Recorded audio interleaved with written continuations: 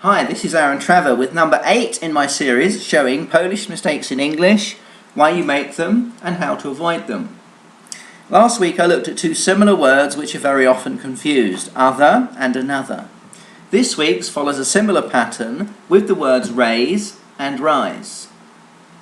A couple of typical wrong sentences with these verbs are: last year prices raised by 5%, and this weekend the temperature will raise to 30 degrees Celsius.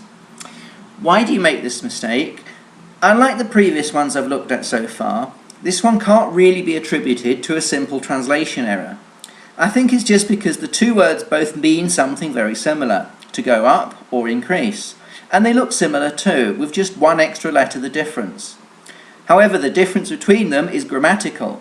Raise is a transitive verb, which means it must be followed by an object. Rise, on the other hand, is an intransitive verb, so it does not take an object. So what should it be?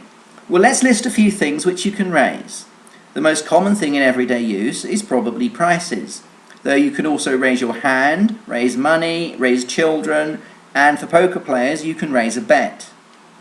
Now let's look at some things which can rise.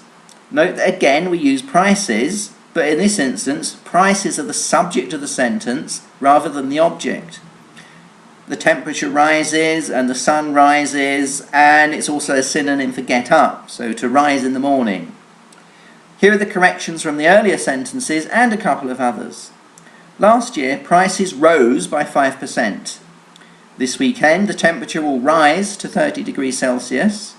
I'm hoping to raise a lot of money for charity when I run the marathon in September.